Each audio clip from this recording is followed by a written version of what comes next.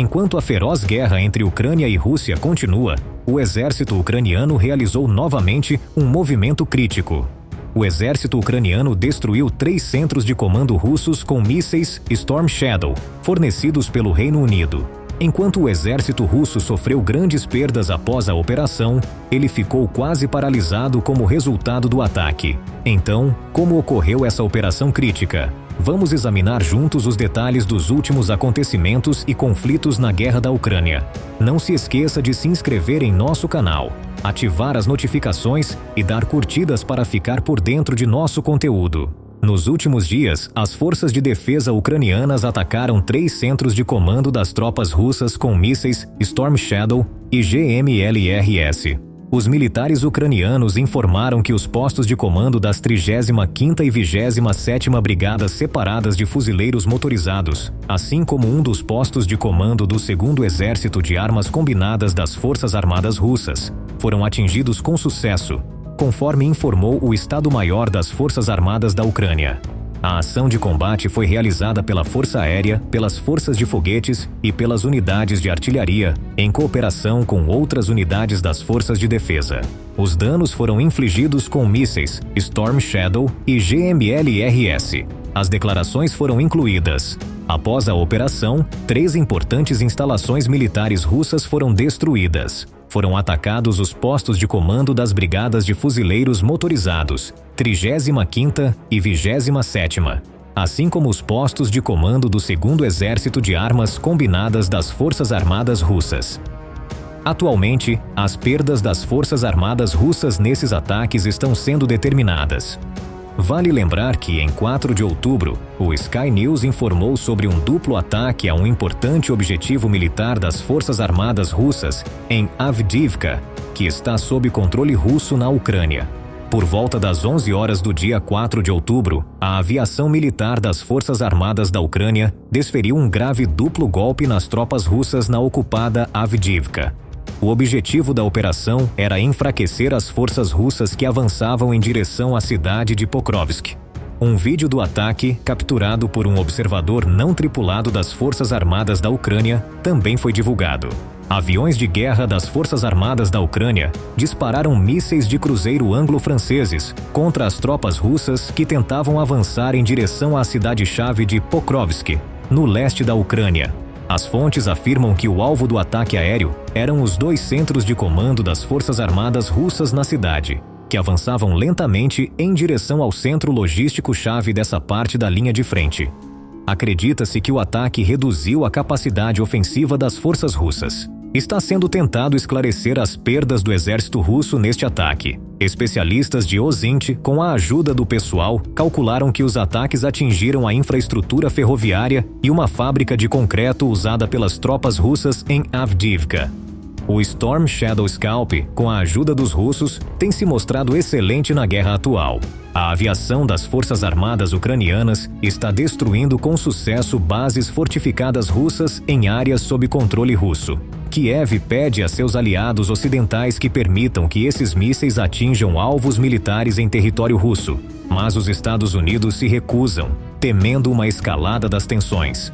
Vladimir Putin, presidente da Federação Russa, teme tanto essa autorização que começou a ameaçar novamente a Ucrânia e o Ocidente com ataques nucleares. Um dia antes deste ataque, as Forças Armadas ucranianas lançaram com sucesso um ataque com mísseis contra uma base das Forças Armadas russas perto de Donetsk, sob controle russo. Os russos sofreram baixas muito significativas, e os oficiais norte-coreanos que ajudavam o exército russo também ficaram fora de combate. Assim informou o Kiev Post, citando fontes da inteligência militar ucraniana. Segundo essas fontes, como resultado do ataque, cerca de 20 soldados russos foram eliminados, incluindo 6 oficiais norte-coreanos. Também 3 soldados norte-coreanos ficaram feridos. Antes de lançar um ataque com mísseis, os russos mostraram aos representantes norte-coreanos a formação do pessoal para ações ofensivas e defensivas, destaca a publicação.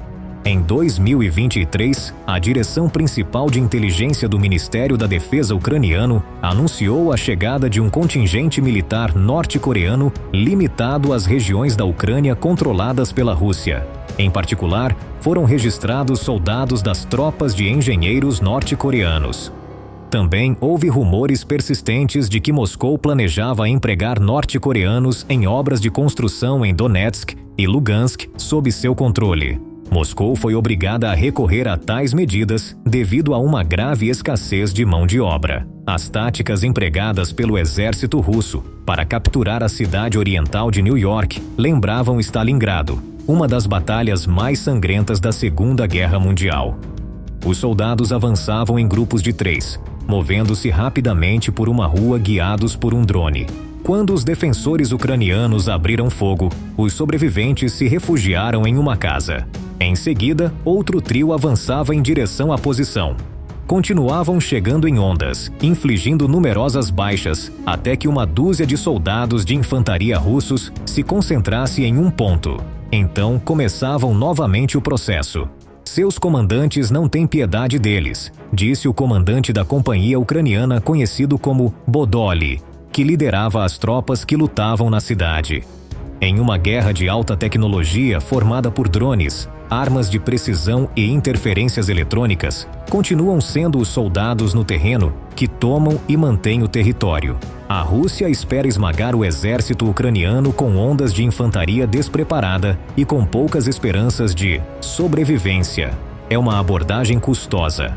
A Rússia perde cerca de 1.200 homens mortos ou feridos a cada dia, segundo estimativas dos serviços de inteligência ocidentais. As forças russas estão avançando na frente oriental, mas os funcionários ucranianos e alguns analistas afirmam que o aumento das baixas pode levar ao esgotamento de suas forças. As tropas ucranianas, superadas em número, precisam lutar de forma mais inteligente. Em uma operação em New York, em agosto, os homens de Bodoly, bem equipados, responderam ao ataque russo com ações rápidas e decisivas. A unidade de Bodoly, o 425º Batalhão de Assalto Separado, leva o nome de seu líder, Skala, ou Kaya, um homem corpulento com inclinação para a ação. O Wall Street Journal acompanhou os altos e baixos dos homens do tenente-coronel Yuri Kharkav, desde os primeiros dias, quando começaram a guerra como um pequeno grupo famoso por sua audácia. Agora são vários centenas e estão posicionados onde o comando militar ucraniano deseja fazer os russos recuarem.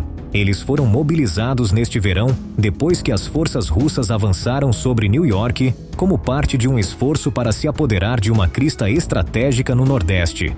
Fundada no século XIX por menonitas alemães, não está claro de onde vem o curioso nome dessa cidade de cerca de 10.000 habitantes. Ela foi renomeada sob Stalin, mas a Ucrânia voltou a seu nome original em 2021 como parte de um esforço para deixar para trás seu legado soviético.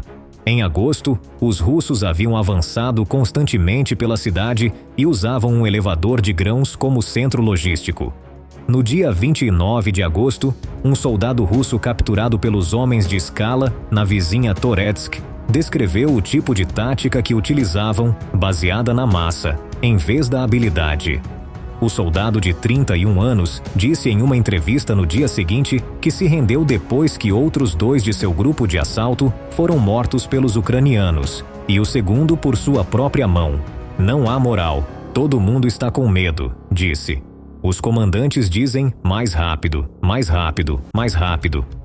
O fuzileiro, que raramente trabalhava e passou a maior parte de sua vida adulta na prisão por roubo, se alistou em 2022 para evitar uma última condenação à prisão, depois que os recrutadores lhe ofereceram mais de $2.000 por mês e disseram: "Vamos fazer essa história suja desaparecer."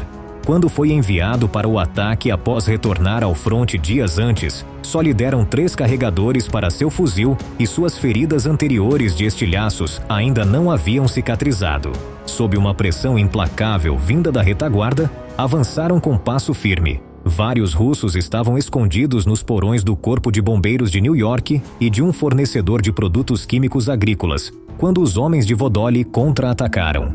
O homem de 33 anos da Mariupol ocupada enviou uma equipe de 12 soldados com óculos de visão noturna em um veículo de combate de infantaria Bradley fornecido pelos Estados Unidos. Os soldados desmontaram e, em seguida, o tenente dirigiu 2 equipes de 6 através de ruas paralelas, monitorando uma transmissão ao vivo de um drone com visão térmica.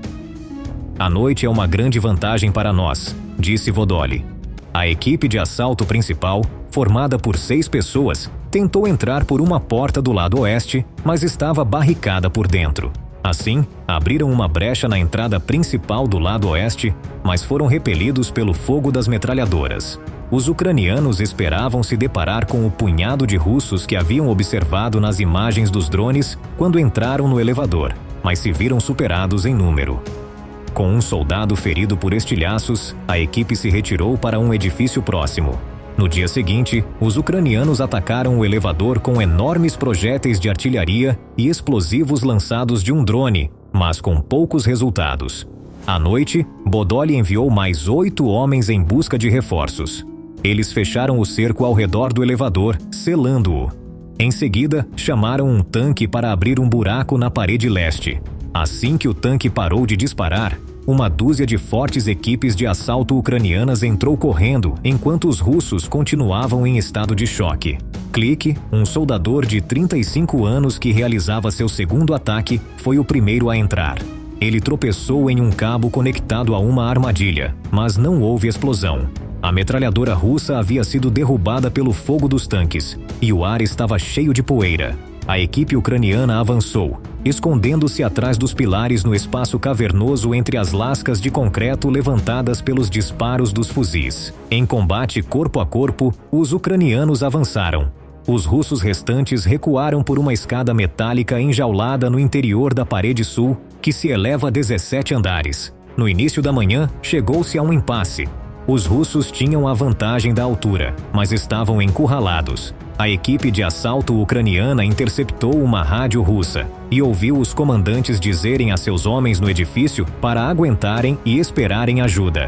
"Diga a eles que estão sendo enganados, que não haverá ajuda", disse Vodoli ao comandante da equipe de assalto ucraniana.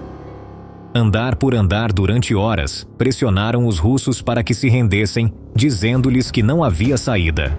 Os russos suplicavam por água e cigarros.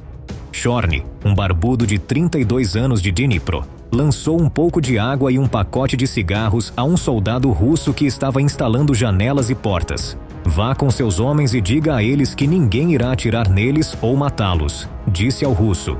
Quando os russos feridos saíram rastejando e se renderam, os ucranianos os atenderam e conseguiram que dissessem pelo rádio a seus compatriotas que poderiam esperar um tratamento justo. Os feridos tinham desde ferimentos de estilhaços até membros amputados. Enquanto evacuavam um grupo de russos em um veículo blindado, um comandante russo disse pelo rádio: "Atirem neles! Atirem neles!", gritou ao rádio. Os morteiros caíram perto do veículo de evacuação ucraniano, que se afastava em alta velocidade. A moral russa estava em queda livre. Tiros foram trocados entre as tropas de ocupação enquanto discutiam se deveriam resistir ou se render. Depois de mais de um dia, todos os russos sobreviventes se renderam, com um total de 16 pessoas no elevador e nos edifícios circundantes. Os ucranianos colocaram soldados de outra unidade no prédio e foram evacuados. Como recompensa, Skala deu a eles alguns dias de folga. Klik foi para Kharkiv, uma cidade do Nordeste, para se casar. Mas a vitória logo se desfez. A Rússia intensificou seus ataques contra New York com ondas de bombas planadoras, artilharia e infantaria. As tropas ucranianas que haviam substituído os russos foram expulsas do elevador sob fogo intenso. Outro contra-ataque de uma unidade ucraniana na cidade fez os russos recuarem temporariamente, mas no final de setembro eles haviam tomado o controle. Enquanto isso, os homens de Vodoli foram enviados às pressas para outra parte da frente que estava em perigo de desmoronamento. "Nossa moral é muito mais alta", disse Vodoli. "Mas eles são mais?" Enquanto isso, o traficante de armas russo Viktor Valt, conhecido como o Mercador da Morte, saiu de uma prisão americana há quase 2 anos em um intercâmbio com Moscou pela estrela do basquete americana Brittney Griner. Agora ele voltou ao negócio, tentando negociar a venda de armas leves para os militantes Houthi do Iêmen, apoiados pelo Irã.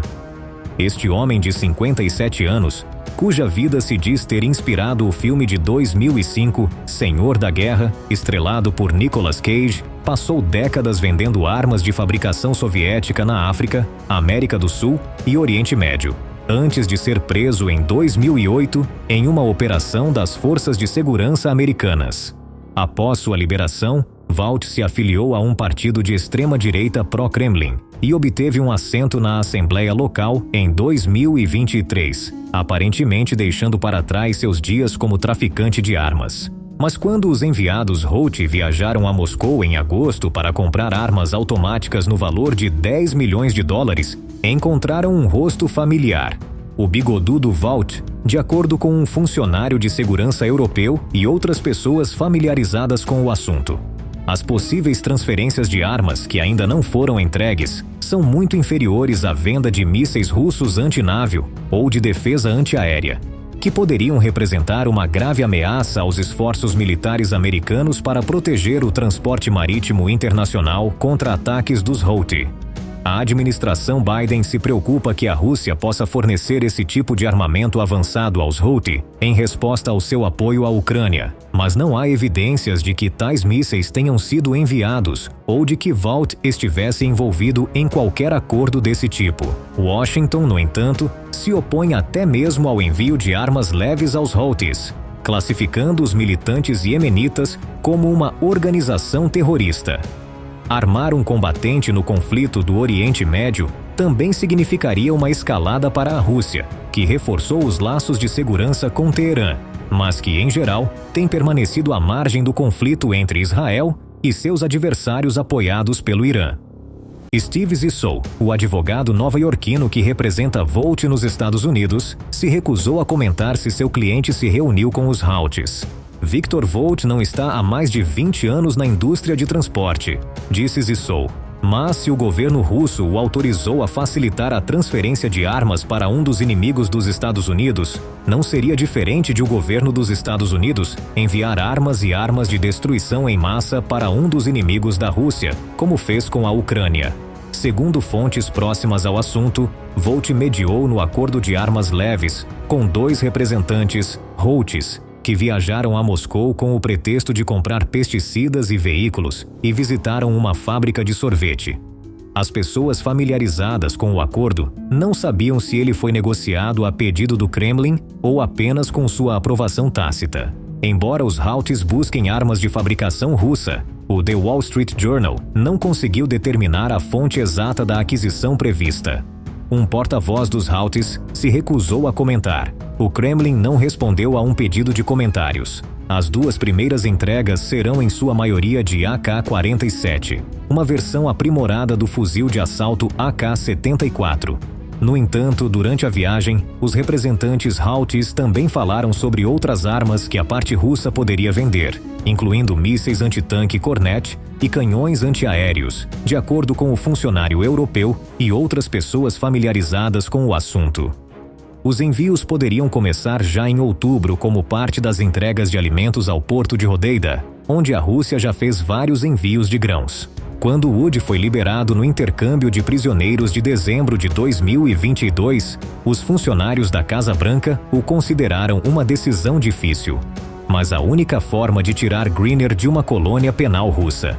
Destacaram que Wood havia passado 12 anos em prisões americanas. O conselheiro de Segurança Nacional, Jake Sullivan, disse que o governo americano avaliou os riscos da liberação de Wood antes do intercâmbio e concluiu que eram aceitáveis. Acreditamos que podemos enfrentar esses desafios, mas permaneceremos constantemente vigilantes a qualquer ameaça que Victor Wood possa representar para os americanos e para os Estados Unidos no futuro, declarou Sullivan. Só quero salientar que não há escassez de traficantes de armas e mercenários na Rússia. Um porta-voz do Conselho de Segurança Nacional não respondeu a um pedido de comentários sobre as atividades atuais de Wood. Desde sua saída da prisão, Wood tem aparecido com frequência na televisão russa como comentarista da política russa e crítico dos Estados Unidos, país que, segundo ele, está decidido a desmembrar a Rússia. Os meios de comunicação russos também o têm mencionado ocasionalmente como especialista em comércio de armas. Durante sua estadia nos Estados Unidos, disse que tinha um retrato do presidente russo Vladimir Putin na parede de sua cela e expressou seu firme apoio à invasão da Ucrânia. As vendas para os Houthis ampliariam a carreira de décadas de Wood na venda de armas para alguns dos clientes mais polêmicos do mundo. Nascido em Dushanbe, Tajiquistão, em 1967, Wood serviu como intérprete militar, aprendendo francês, inglês, árabe, persa e português, segundo registros oficiais. Ele foi enviado para ajudar as forças angolanas durante uma guerra civil na década de 1980. Após a queda do bloco comunista em 1991, comprou aviões de carga militares russos e os usou para transportar forças de paz da ONU na África. Wood saltou pela primeira vez para os holofotes em 2005, depois que os Estados Unidos o processaram por trocar armas por diamantes com o ex-presidente da Libéria e criminoso de guerra condenado Charles Taylor. Especialistas da ONU também o acusaram de violar embargos internacionais de armas contra Angola e a República Democrática do Congo.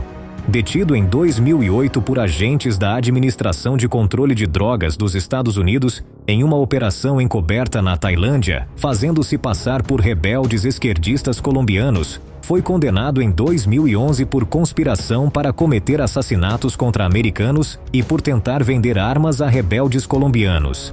Ele foi condenado a 25 anos de prisão. Os Houthis atacaram repetidamente o transporte marítimo internacional e lançaram ataques com drones e mísseis contra Israel. Os Estados Unidos e Israel responderam com ataques aéreos, incluindo o do exército americano, contra 15 alvos Houthis na sexta-feira. O que você pensa sobre tudo isso? Deixe-nos saber sua opinião nos comentários.